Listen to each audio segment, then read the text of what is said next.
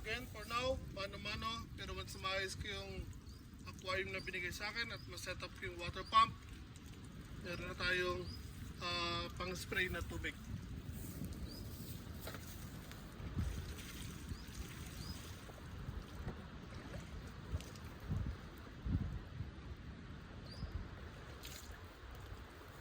Next week, demotor na po ang pandilig natin, guys.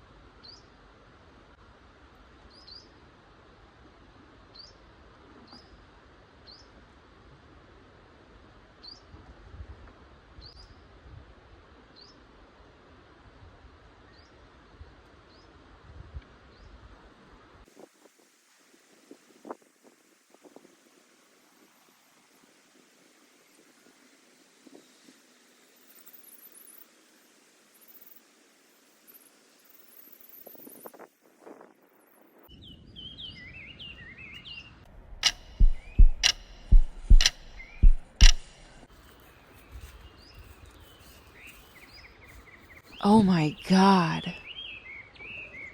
What's this?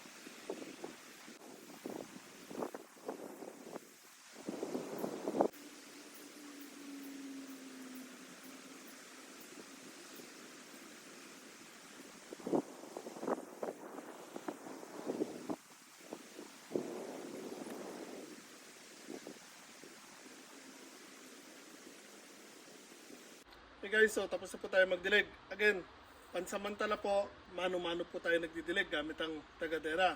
Pero next week, once na maayos ko na po yung motor na ikakabit ko doon sa aquarium na binili ko, gagamitin na po natin ang demotor na pang spray ng tubig or pandilig. So mas mapapadali na po ang pagdidilig natin ng halaman next week. So today, nilagyan ko lang siya ng silicone kasi nga again may butas yung binigay sa atin na aquarium. Hindi niya alam na may butas pala. So hindi ko alam kung sino may kagagawa nun. May 7 butas. Ginamitan ng drill frame. So kahapon actually sinetap ko siya. Tapos nilagyan ko ng tubig. Tataka ko, ba't ka ako patuloy pa rin yung daloy ng tubig kasi sinarado ko na yung butas. So pagkita ko may butas nga sa loob, hindi ko napansin nung una kong nilinis. So, yan. Mag-aantay na lang po tayo again. And next week again, yung nabili kong pang spray na may kasamang motor. Yung motor nun, babaklasin ko. Kakabit ko doon sa aquarium. Lalagay natin sa may babaw para, again, mas madali ang pagdidilig natin. So, maglalagay na lang ako or papalitan ko ng hose. Or papalitan ko siya ng hose kasi hindi gaano kahaba yung hose ng pang spray na nabili ko. So bibili ako ng panibagong hose mas mahaba para pwede nating iladlad dito and mas madali tayo makapagdilig ng mga halaman po natin. So again, kung makikita niyo po, gaganda na po ng halaman natin. So pakita ko sa inyo na mas malapitan. Okay guys, so again, ito po yung aquarium na binigay sa akin. Ni Takeda-san, lagayan po ito ng kanyang mga koi or Japanese koi. So malaki po siya guys. Yan po, and batas yan. Makita nyo hanggang bewang ko po. So, sakto po yan. Again, yun po, may butas doon. Yun, tsaka dito. So, bukas, most likely pwede rin natin lagyan ng tubig yan. Pag nag-hold yung tubig, isa-set up ko naman yung motor doon sa ibabaw. So, mas mapapadali na again ang pagdidilig natin once na maayos po natin yan. So, tulad na sabi ko, mula doon sa dulo, kasaba, gabi, tapos 3 honey ng sweet corn. Then, yung pagitan ng pipino, tsaka dun sa mais, wala pa po. Pero pupunin natin ng sitaw yan. Yung mga pipino naman, then bell pepper, tapos yung mga sili doon, dadagdagan pa po natin. Kamatis, 2 kama na po yung kamatis natin. Pero magdadagdag pa rin ako at least mga 3 or 4 dun sa isang kama dahil kulang pa. May okra na po dyan, nagsisibulan na. Then itong 2 kama ng sweet potato, nire-reserve natin yan again para sa mga pinapasibol natin na kamote. Although mabagal na proseso po, pero once na maparami natin to, iingatan na po natin yung mga susunod nating pang tanim. So tulad na nasabi ko, nagtira po ako niyan isang basket actually na kamote na violet. Kaya nga lang doon sa pinagtaguan ko, sa greenhouse ko, unti-unti na palang kinakain ng mga daga, hindi ko pa napapansin. So, again, yung mga patatas natin, ito, 2 honey na yan. So, yan na yung pinakalit natin tinanim. Kaya medyo napag-iwanan sila. Pero from here, yun po yung unang 3 kama ng patatas na tinanim natin. Kung makikita nyo po. Yan guys, so gaganda na po nila. Then yung mga broccoli, cauliflower, masisigla po sila. Carrots, makikita nyo po yan, sibulan na rin. Dito naman yung kangkong, may sibul na pong ilan. Mani, wala pa pong nagpapakita o nagpaparamdam. Sibuyas from seeds. Ayun po, nagsibulan na. Kaya nga lang, ang sibuyas ko, yung mga seeds na pinunla ko, hindi po lahat nagsisibulan pa. So, I think mas maganda kung magpupunla man tayo sa loob na ng greenhouse. Wag yung direct. So, hindi masyado maganda yung kinalabasan. So, lesson learned. Nag-aaral pa rin naman tayo, kaya okay lang yan. So, next time, alam na natin kung ano ang hindi dapat gawin. So, most likely, sa susunod sa loob na ng greenhouse ako magpupunla. Then again, luya, ayan po, tsaka turmeric, wala pa rin. Tapos yung strawberries, may mga bunga na guys. So ayan, ikot-ikot lang tayo. Papasyal ko kayo sa loob ng garden po natin or looban. Baligtarin ko lang camera guys. So tulad na nasabi ko guys, ito yung last na ginawa kong bakod dito sa likod ng property. Ito kaya po ganyan ang itsura niyan kasi gagawa natin ng gate dito para makalabas tayo doon dahil pwede na natin gamitin yung kapirasong lote po dyan. So ayusin natin yan para makadaan ng traktora dyan. So for the meanwhile dito naglagay ako ng nectarine. Again dyan po ilalagay yung greenhouse na bubuuin ko. Dito yung manukan. Again yung mga strawberries natin guys. May bunga na po yan. Ayan po.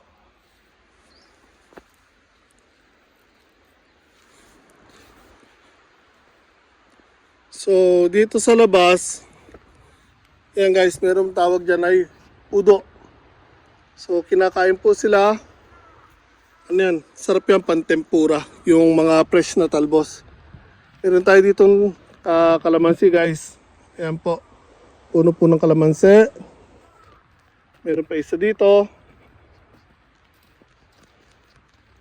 Ayan guys, kalamansi din yan. Then dito naman meron tayong mga kalabasa. Ayan, so far 4 na piraso pa lang ginaan dyan guys. Pero unti-unti po natin dadagdagan yan. Pero lilinisin ko rin muna yan. Kasi tumataas na yung mga damo sa labas. So baka Sabado or Linggo tatabasan ko yan. Tapos dadagdagan natin yung mga tanim natin dyan. So meron din ako ditong pakwan. Ayan sa labas. Meron pa rin tayo, idadagdag natin dyan.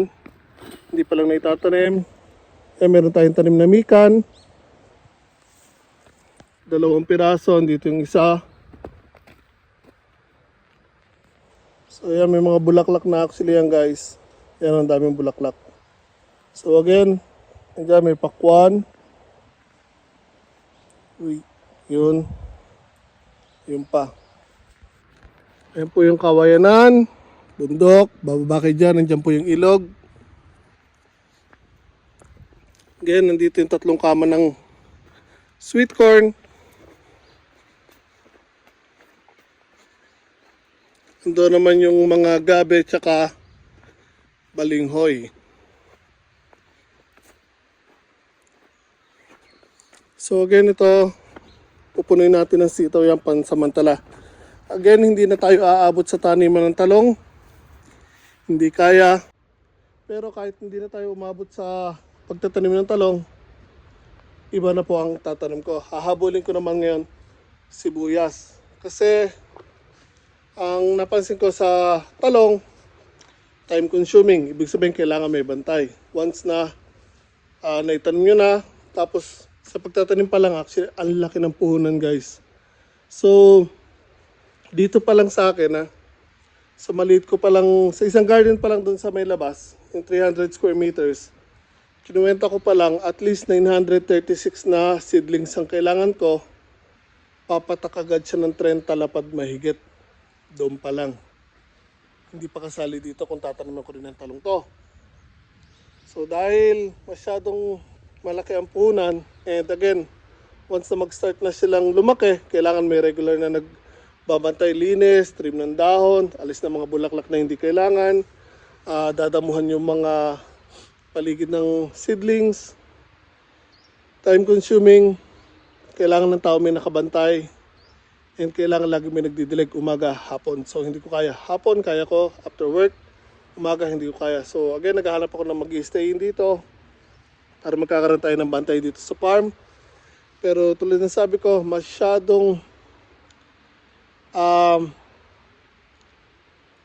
kailangan nakatutok ang focus mo sa talong. So for the meanwhile, hindi ko po kayang gawin yon. Kaya isip ko ng hindi masyadong kailangan alagain tulad ng patatas at sibuyas. So yung sibuyas ko sa bahay, guys, ang gaganda na po. Later on, bibigyan ko ng update. Kasi magugulat kayo. Yung last update ko, ibang-iba na po. So for now, ang kaya kong habulin is yung sibuyas. Papasok pa lang yung taniman ng sibuyas, yung talong, nagtaniman na po. Kung nawa ko magtatanim, kaya pa. Pero again, hindi ko kaya yung puhunan, guys.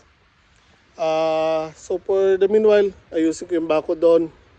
Tapos, ang target ko ngayon, sibuyas na po muna. After ng sibuyas, hopefully, next year, by March, palit naman tayo ng patatas. Again, ang sibuyas, once na maitanim nyo, lagyan nyo ng pataba, hayaan nyo na lang sila. Dadamuhan na lang once in a while. Ang patatas, ganun din. First month nyo lang didiligin, dadamuhan lang din, hayaan nyo lang sila. Mag-aantay lang kayo hanggang sa ma-harvest nyo. So, there again guys. Ayan po yung garden natin. So, bibigyan ko pa kayo ng mas magandang update. For the meantime, wala. Nagmamadali lang tayo. Ang dami natin kailangan gawin. Meron pa tayong mga hindi na itatanim na dyan. So, kailangan ko na rin magtabas. Tumataas na yung mga damo. Tulad ng sabi ko, meron pa rin tayong mga kailangan ayusin. So, ang dami kong kailangan ayusin. Sabay-sabay. So, hindi ko kaya. Namimili ako ng kailangan kong unahin or kaya ko lang unahin. So nakapokus tayo doon sa kabilang garden, pagbabakod. So again, tapos na yung mga poste. Later on yung pahalang naman na bakal naman ilalagay ko. So pagdating naman ng sahod, order tayo ng wire mesh para ilagay doon. So there, dumidilim na. Pula ko muna yung mga seedlings ko na sayote guys. Ingat po tayo lahat palagi.